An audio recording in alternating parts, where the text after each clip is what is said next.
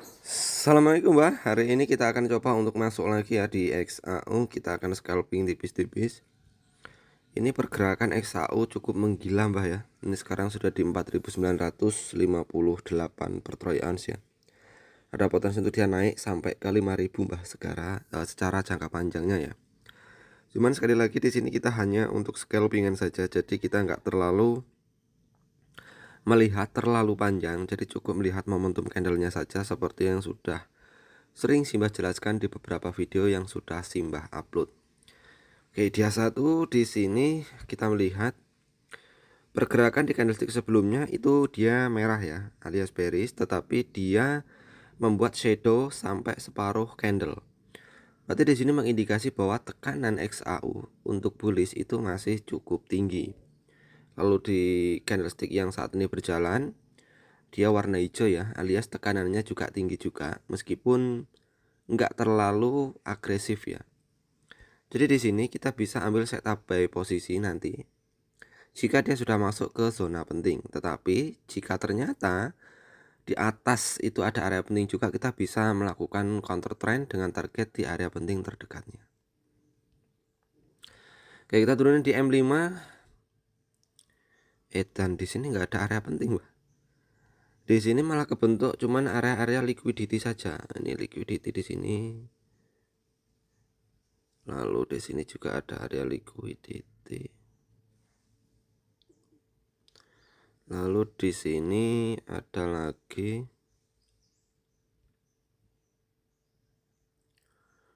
Di sini juga ada lagi nih. Untuk area penting di situ. Kita melihat di sini naik turun, naik turun, naik turun, break. Ini jangkau karakter, dia naik masuk ke area penting, turun, naik lagi. Jadi ini ada potensi untuk market itu turun, Mbak ya. Market itu akan turun, maka di sini kita akan coba untuk ambil sell posisi karena dia sudah masuk ke area liquidity dan dia mantul.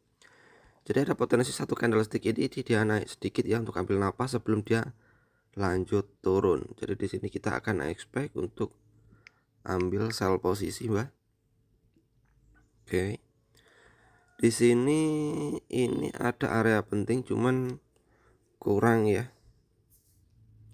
Tapi ini bisa kita jadikan sebagai area set.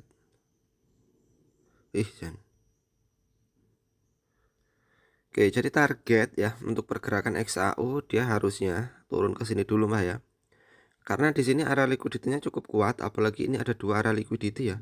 Di sini, dan jika kita melihat di sini masih fresh dan ini sudah baru saja keambil ya. Dan di sini juga dia masih fresh. Jadi kalau misal dia langsung mau naik ngebreak ke atas, kalau melihat kondisi momentum saat ini yang sudah melemah, itu sepertinya agak sulit ya. Jadi kalau dia mau ngebreak ke atas, harusnya sih dia turun terlebih dahulu, ambil order terdekatnya sebelum dia break. Jadi muatannya di sini dia kurang banyak, Mbak. Makanya saat dia masuk, ini kan momentumnya cukup kuat ya, candlestick hijau yang masuk ke area liquid. Tapi dia langsung dibalas candlestick bearish. Kenapa? Karena saat dia turun ke sini, itu orderannya kurang banyak, Mbak. Jadi saat dia masuk ketemu tembok, dia nggak sanggup jebol temboknya, maka dia mantul ke bawah lagi. Dan dari sini kita sudah melihat bahwa momentumnya itu sudah melemah. Jadi kita tinggal mencari area penting terdekat, dan di sini area penting terdekatnya, maka ada potensi untuk dia turun terlebih dahulu mengambil order lagi karena sudah di retest dan itu nggak mampu untuk menjebol. Maka dia harus mengambil order ke sini, bahkan ke area liquidity di sini, Pak. Yang paling penuh di sini nih liquidity-nya. Ini liquidity yang paling penuh. Jadi kalau dia sudah ngambil ke sini, semisal dia mau naik harusnya kuat ya. Karena di sini cukup penuh. Ini Simbah badannya rata apa enak iki, Mbak. Watuk campur pilek campur orang genah iki rasanya.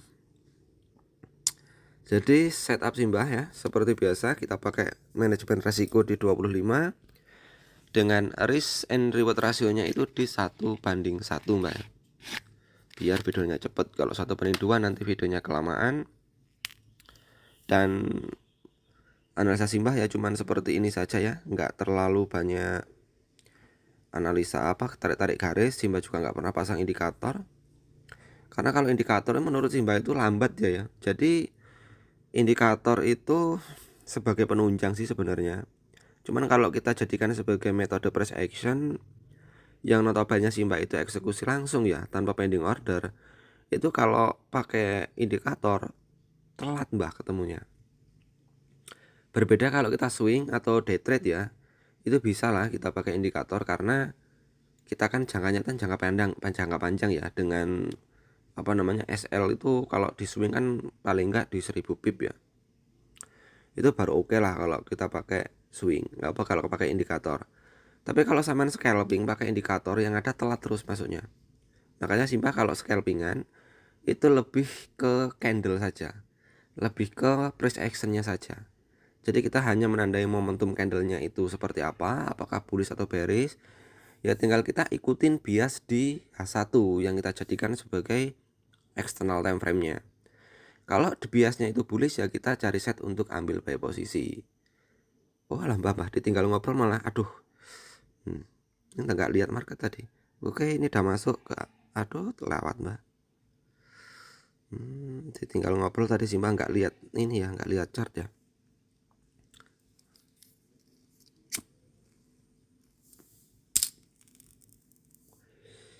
Tapi terkadang ada juga yang nggak cocok loh mbah, modelan trading seperti ini. Tapi ya kembali lagi ke masing-masing ya, ke masing-masing tradernya mana yang sekiranya lebih cocok. Karena kalau nggak cocok dipaksakan juga ya percuma, nanti malah ujung-ujungnya rugi. Jadi ambillah metode yang sekiranya itu cocok di sampean ya. Dan yang paling penting itu di manajemen resiko sih sebenarnya. Karena mau pakai metode apapun jika manajemen resikonya itu bobrok ya tetap aja nggak bisa berkembang pak akunnya. Tetapi segoblok-gobloknya kita dalam analisa teknikal, semisal manajemen resikonya kita sudah terukur, risk and reward rasionya sudah ditetapkan dari awal, itu ya insya Allah saldo bisa berkembang meskipun ya agak lama gitu ya. Tapi jauh mbak dari kata MC. Asalkan teman-teman paham dalam manajemen resiko. Intinya itu kuncinya di market itu adalah bagaimana caranya melindungi modal agar tidak habis mbak ya. Kalau urusan profit itulah bonus saja. Karena yang ditekankan sebenarnya itu di manajemen resiko ya, bukan seberapa banyak kita ambil profitnya. Lah ini malah munggah meneh mbak. Yo harusnya turun ini mbak. Jadi harusnya sudah paham lah ya, Simba sudah ngoceh kayak gini berkali-kali di setiap video yang Simba upload ya, bahwa dalam trading itu ada 3 tahapan ya. Yang pertama kumpulkan modal dulu, modalnya tetapkan berapa.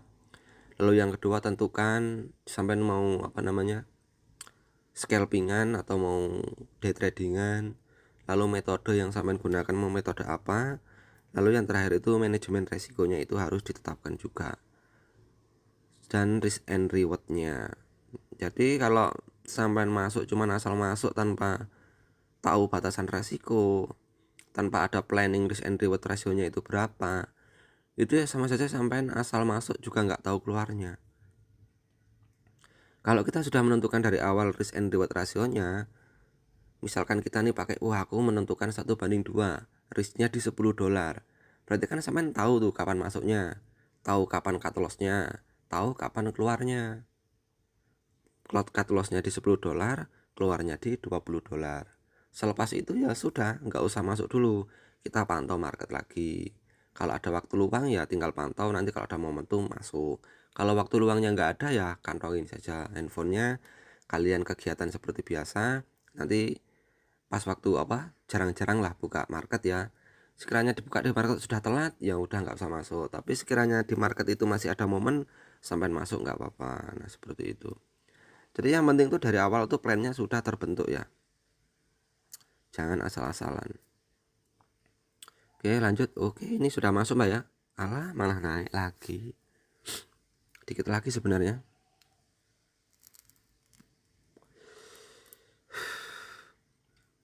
Kayak Simba trading scalping kayak gini. Simba suka trading scalping kayak gini ya karena waktu Simba ada gitu ya. Cuman kalau pas Simba nggak ada waktu ya Simba nggak scalpingan mbak. Karena Simba kalau scalpingan itu lebih suka mantau market ya. Makanya Simba lebih ke manual order daripada pending order. Jadi kita langsung eksekusi jika ada momen. Jika nggak ada momen ya nggak, karena sekali lagi di area penting itu kan hanya sebagai patokan Mbak ya. Patokan untuk kita bisa entry ataupun target TP kita. Semisal dia masuk area penting dan ternyata momentumnya masih kuat, ya kita nggak bisa masuk Mbak, karena ada potensi untuk terbreak. Tapi jika saat dia masuk area penting, lalu sudah ada pelemahan momen, nah di situ kita bisa eksekusi entry dengan target di mana area penting terdekat. Dan yang paling penting itu adalah teman-teman mengatur manajemen resikonya. Di sini meskipun area pentingnya ini belum keambil ya, jika manajemen resikonya Simbah sudah out ya kita out. Karena di sini kan Simbah risknya di 25, TP-nya di 25, 1/1. Jadi meskipun nanti dia belum sampai area penting ini, tetapi kita sudah running profit di 25 USD ya Simbah close, karena itu sudah cukup ya, sudah sesuai planning. Karena kebanyakan orang itu kadang nggak tahu planning dan nggak tahu rasa bersyukur Mbak. Jadi dia harapannya pengen lebih gede dan lebih gede lagi. Padahal kalau kita sudah kejerumus ke situ repot nantinya Mbak. Kita nggak akan bisa disiplin. Makanya Simbah di sini menegaskan untuk disiplin manajemen risiko ya. Jadi kita sesuaikan dengan risk yang kita gunakan. Karena kalau kita dari sini saja sudah disiplin, next kalau seandainya teman-teman punya dana yang gede ya, ratusan juta atau mungkin miliaran dan dimasukkan ke market, teman-teman kebiasaan disiplin di akun yang kecil atau saat sampean belajar itu nanti akan otomatis ngikut ya saat sampean menggunakan dana gede. Tapi jika di akun kecil saja sampean sudah sembrono, kebiasaan tersebut juga akan mengikuti saat sampean megang dana gede. Makanya dari dana kecil itu kita bisa gunakan sebagai latihan ya, latihan. Jadi jangan ngincer seberapa gede profitnya, tapi seberapa disiplin kita dalam mengembangkan akun tersebut. Karena kalau modalnya kecil ya jangan bermimpi untuk menargetkan profit gede Mbak. Kita sesuaikan dengan batasan resiko yang kita mampu kehilangan. Seperti yang Simbah di sini, batasan resiko Simbah itu di 25 USD. Dan Simbah sudah ada planning pakai risk 1/1. Jadi semisal nanti floating minus di 25 USD ya Simbah akan cut loss. Jika dia running profit di 25 USD ya Simbah akan TP. Mau market jungkir balik, naik lagi atau turun tajam Simbah nggak peduli. Yang penting target planning Simbah sudah goal. Jadi paham ya, semoga paham lah. Karena dari beberapa video yang Simbah upload itu Simbah menggunakan metode yang sama. Bahkan metode ini atau metode gepuk maling ini adalah metode yang dari dulu Simbah gunakan ya cuman seperti ini saja. Palingan kalau untuk swing atau scalping ya ada sedikit perubahan metode ya.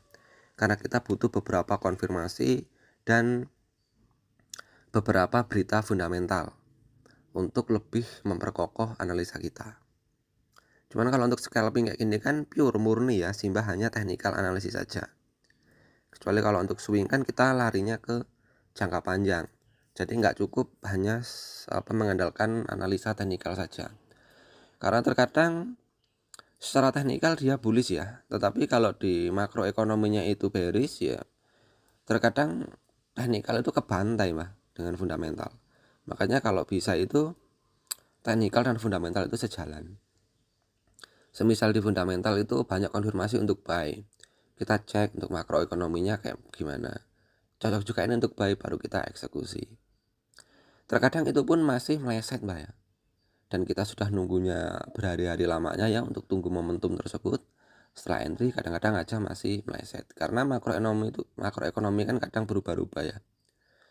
Kadang saat ini bagus, besoknya jelek. Tapi kalau scalping kayak gini kan kita biasanya jangka pendek, jadi kita nggak terlalu ya, sama saja nggak ada impact sih di fundamental, karena fokusnya itu ke teknikal ya. Karena kita kan hanya mengambil celah ya dari pergerakan market. Jadi mau fundamental kayak manapun nggak akan terpengaruh di scalpingan, karena konsepnya itu kan ngikutin bias ya di scalpingan. apalagi dengan target yang pendek-pendek, jadi minim resiko untuk tercounter ya dengan berita fundamental terbaru. Ini udah masuk nih Mbah. Oh oke, dikit lagi kok balik lagi toh, kampret. Oh sip. Oke, 30 USD Mbah. Jadi seperti ini saja Mbak ya untuk analisa Simba. Dan ini menurut analisa Simba masih ada potensi untuk turun ke area sini. Oke, semoga video ini bisa bermanfaat. Jelas tuku suka pecel Mbak ya. Salam dari saya, Simbah Info.